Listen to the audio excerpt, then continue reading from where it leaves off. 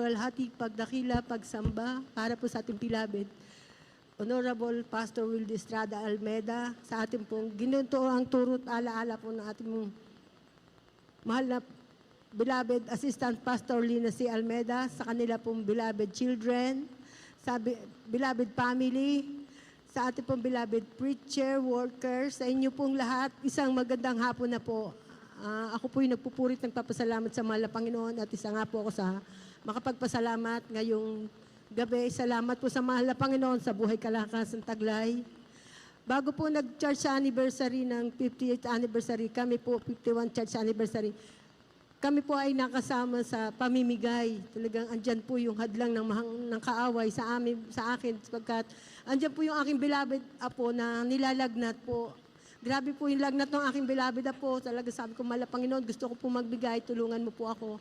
Wala po ako maisipan, kundi ang ginawa ko po, sinama ko po yung aking beloved po sa pagpupuri po. Kasi po bago po kami umalis, nagpupuri po kami doon sa Bible study, Malabon Bible Study. Doon po sa pinaggaganapan ng Bible study. Hanggang sa dinala ko po yung aking apo, nagpuri po kami, nanalangin. At nilehans ko nga po, pinalehans po yung aking beloved po. Taas po talaga ng lagnat ng aking apo. Dinala ko po siya doon. Pagka-lehans po, maya-maya po, gumaling na po yung bata. Inuuwi ko na po siya, sumama na po ako sa pamimigay po ng leaflets diyan po sa may lugar po sa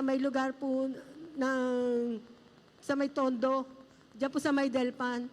At yun po pinapasalamat ko po sa mahal na Panginoon na pinagaling po yung aking apo. Pagdating po dun sa may lugar po ng Delpan, kami po ay namimigay. Marami po kami. Grabe po yung isang babae na lumapit po sa amin. Galit na galit po. Namumula po yung mata. Alam niyo po ang sigaw sa amin. Lumayas na kayo. Wala kayong mapapala dito. Lahat ng mga tao dito, mga adik, magnanakaw. Ganun po ang sigaw sa amin.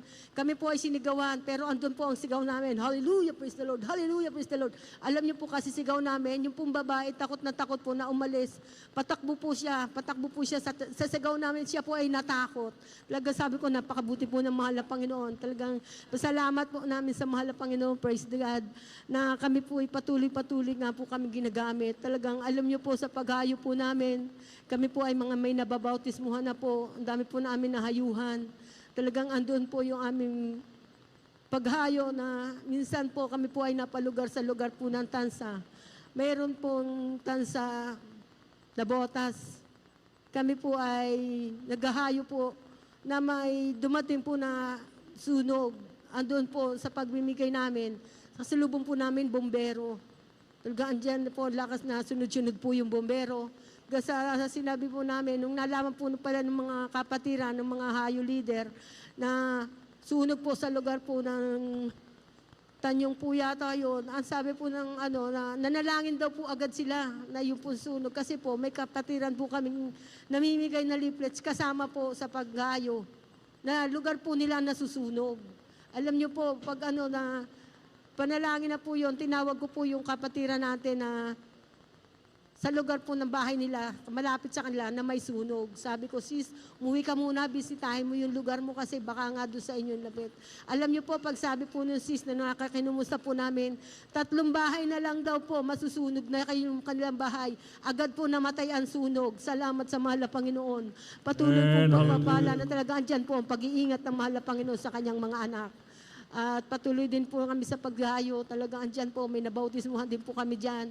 At sa paghayo po namin, minsan po humayo pa rin po kami dyan sa talagang ulit po na nilagnat po yung aking beloved po. Talaga sabi ko talaga gumagawang kaaway ng hadlang para po kami hindi makasama. Pero andyan po, patuloy nga po, ginawa ko ulit po, dinala ko siya sa Bible study po, doon po sa may pinagpupurihan namin, pinalihans ko po yung aking beloved po, pinagaling po, pagbalik ko po, nung hapon, magaling na po, naglalaro na yung aking apo. Patuloy rin po kami paghayo.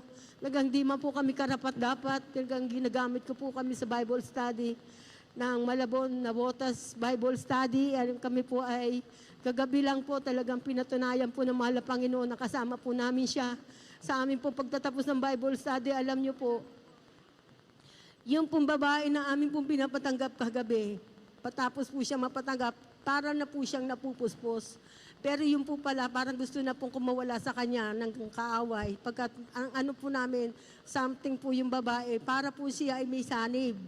So pagdating po ng pagpapaliwanag na po ng bautismo, ando na po yung babae na inatake po pala siya ng epileptic. Yung pong babae na yun, yung pong epileptic niya, yun daw po ay pagka dinaanaano siya, matagal po yung bago maalis. Kagabi po nung atakihin siya, siya po inapaya po sa akin. Talagang matutumba na po. Talagang agad po namin siyang inuupo, nilay hands. Sigaw po namin, hallelujah, praise the Lord, hallelujah.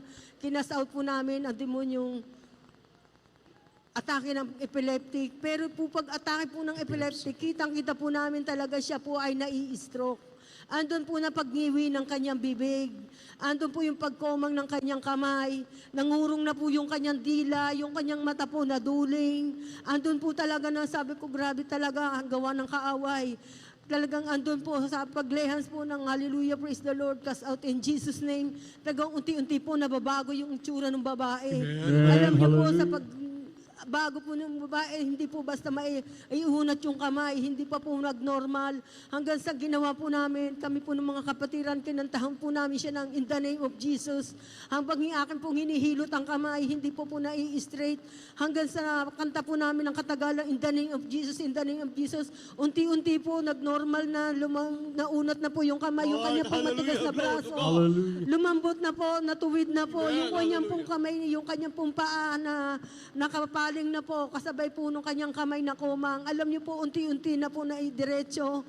Hanggang sa bago po namin siya na bautismuhan, nag-normal na po. Bagamat po siya po yung ngiwi, yung mukha niya, nawala na po yung pagkangiwi, yung pagkaduling niya po, na straight na po yung kanyang mata. Salamat sa mahal na Panginoon. Talagang grabe po ang hiwaga ng pag-ibig ng mahal na Panginoon sa mga tao na tawag sa Kanya. Andun po yung pagsusumamo namin sa Kanya na talagang pagalingin. Andun po talaga yung babae, nag-normal na po, na nakahakbang na po hanggang sa amin pong nabautismuhan. Talagang masasabi kong salamat sa pagpapagaling ng ating pinangamamahal na Panginoong Hesus. Grabe po talaga ang nangyari kagabi. Yung po lubos-lubusan ko pinapasalamat sa mga Panginoon. Sapagkat pinakita po ang kanyang kabutihan, ang kanyang mga himala sa mga taong kanyang nagsisisampalatay sa Kanya. Yung po lubos-lubusan po pinagpapasalamat sa amin pinangamamahal na Panginoong Hesus. Di man po ako karapat-dapat. Talagang diyan po ang pagtutuwid na kami nga po ay nakasama sa Bible study, maging sa kulungan, na kami nga po ay nakakahayo sa kulungan sa Malabon City Jail. Ayun po ipinagpapasalamat ko sa mahal na Panginoon. Di man po karapat-dapat na kami nga po ay pinagkalooban ng mahal na Panginoon, na kami po ay makasama. At yung po lubos-lubusan ko pinagpapasalamat sa kanyang pagtutuwid, spiritual pong pagtutuwid, paglilinis. Di man po karapat-dapat, lubos-lubusan ko pinagpapasalamat na dito po nga po kami pinagpala. Andyan po na dati po wala kaming tahanan, wala po kami maayos na tahanan. Binigyan niya po kami ng maayos na tahanan. Binigyan niya po kami ng kabuhayan. Binigyan niya po kami ng pagpapala na tricycle. Dati po nung araw, aking pong beloved husband, padyak lang po ang kanyang ginagamit. Pero ngayon po, pinagpala po kami ng 2 tricycle na ginagamit po sa paghahanap buhay. Lubos-lubusan ko po pinagpapasalamat ang pagpapala na yan. Maraming salamat po sa pag-iingat sa aking sangbahayan sa lugar po ng Candelaria. Patuloy niya nga pong ginagamit ang aking mga beloved na po sa Children's Choir, Youth Choir. Salamat po ko sa mahal na Panginoon na talagang andyan po ang pag-iingat sa aking mga anak na binigyan niya po na maayos na trabaho.